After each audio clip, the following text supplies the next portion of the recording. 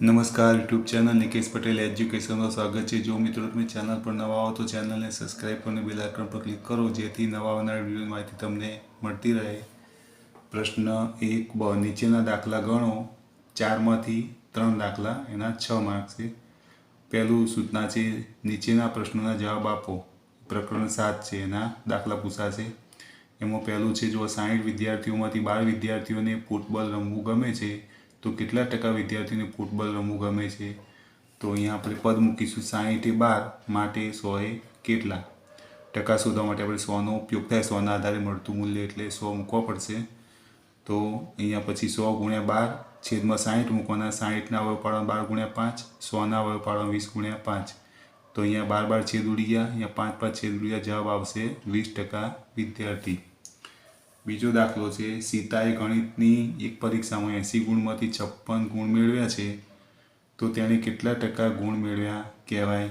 તો પદ મૂકવાનું 80માંથી 56 માટે 100માંથી કેટલા બરાબર। અહીંયા 100 ગુણ્યા 56 અંશમાં લેવાના અને 80 છે છેદમાં લેવાના। 56ના અવયવ પાડવાના 8 ગુણ્યા 7 અને 80ના અવયવ પાડવાના, તો અહીંયા 8, અહીંયા જુઓ 80ના આપણે અહીંયા 8 દાને 80 થાય બરાબર। તો 0 0 ઉડી ગયા, તો અહીંયા 8 8 પણ ઉડી જશે। તો જવાબ આવશે 10 ગુણ્યા 7 એટલે 70% ગુણ।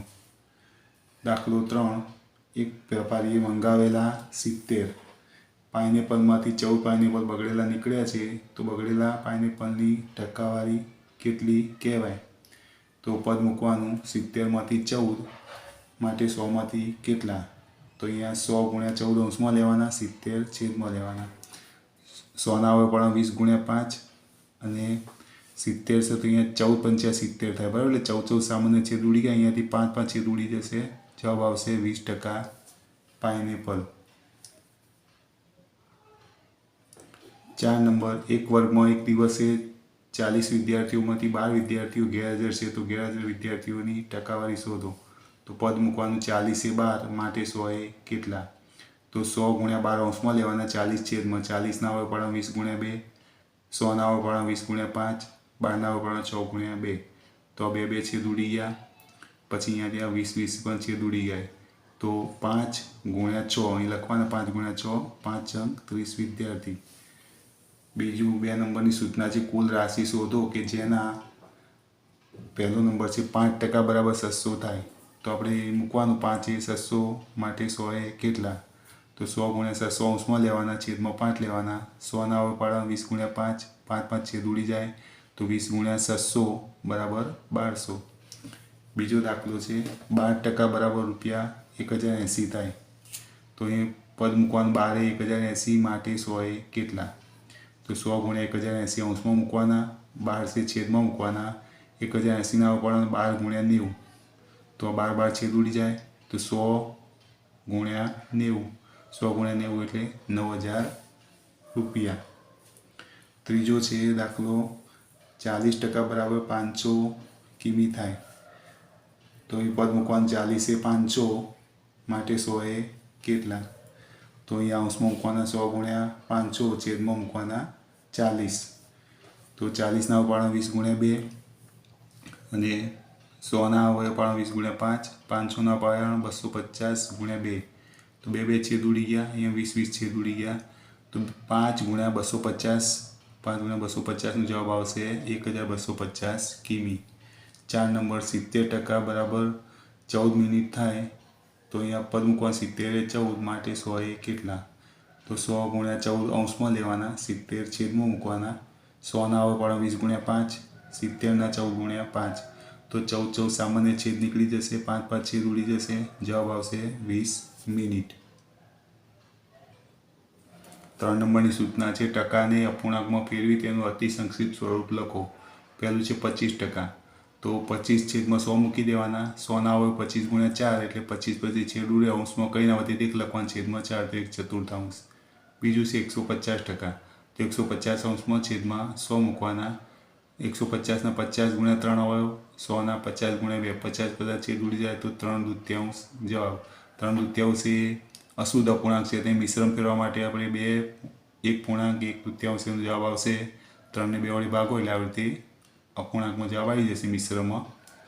અહીંયા ત્રીજો છે 20%, તો 20/100, તો 100ના આવે 20 ગુણ્યા 5 થાય એટલે 20 છેદ ઉડી જાય, તો જવાબ આવશે અંશમાં 1 મૂકવાનું, કંઈ ના વધે એટલે છેદમાં 5, તો 1/5. પછી ચોથો છે 5%, તો 5/100, 100ના આવે પણ 20 ગુણ્યા 5, 5 છેદ ઉડી જાય, અંશમાં કંઈ ના વધે તો 1 મૂકો, છેદમાં વધ્યા 20, તો 1/20. 4 નંબરની સૂચના છે નીચેના પ્રશ્નોના જવાબ આપો. પહેલું છે ₹6,000નું 9% લેખે 2 વર્ષનું વ્યાજ શોધો. તો આપણે વ્યાજનું સૂત્ર મૂકવાનું, I = PRT/100 બરાબર 6,000 ગુણ્યા 9 ગુણ્યા 2. P એટલે આ મુદ્દલ લેવાનું, પછી R એટલે ટકા અને T એટલે સમય, એટલે કે 2 વર્ષ, તો એ લખવાના 2 અને છેદમાં 100 આપેલા છે સૂત્રમાં, તો 100 મૂકવાના છેદમાં. તો આ 0 0 ઉડે એટલે છેદ ઉડી જશે 100. અંશમાં વધ્યા 60 ગુણ્યા 9 ગુણ્યા 2, આ 3નો ગુણાકાર થશે, જવાબ આવશે ₹1,080. બીજો દાખલો છે અમુક રકમનું 5% લેખે 3 વર્ષનું વ્યાજ ₹1200 થાય છે, તો તે રકમ શોધો. રકમ એટલે કે મુદ્દલ શોધવાનું. મુદ્દલ માટે આપણે કયું સૂત્ર મૂકીશું? P = 100 ગુણ્યા I છેદમાં R ગુણ્યા T. તો સૂત્રમાં ચલો 100 છે તો 100 મૂકવાના, ગુણ્યા I એટલે વ્યાજ ₹1200 છેદમાં R એટલે ટકા એટલે 5 અને T એટલે સમય 3 વર્ષ, તો એ 3 લખવાના. 100ના આવે પાડો 20 ગુણ્યા 5, 1200ના આવે પાડો 400 ગુણ્યા 3, તો 3 છેદ ઉડી જાય, 5 છેદ ઉડી જાય, તો 20 ગુણ્યા 400, 20 ગુણ્યા 400નો જવાબ આવશે ₹8,000. 3 નંબર ₹2500નું 3 વર્ષનું વ્યાજ ₹600 થાય, તો વ્યાજનો દર શોધો. વ્યાજના દરનું સૂત્ર આવશે R = 100 ગુણ્યા I છેદમાં P ગુણ્યા T. તો બરાબર 100, I કેટલું આપેલું છે આપણને? 600, તો 600 મૂકવાનું, પછી P એટલે મુદ્દલ 2500, તો 2500 લખવાના, ગુણ્યા T એટલે સમય, તો 3 વર્ષ એટલે આપણે 3 લખવાના.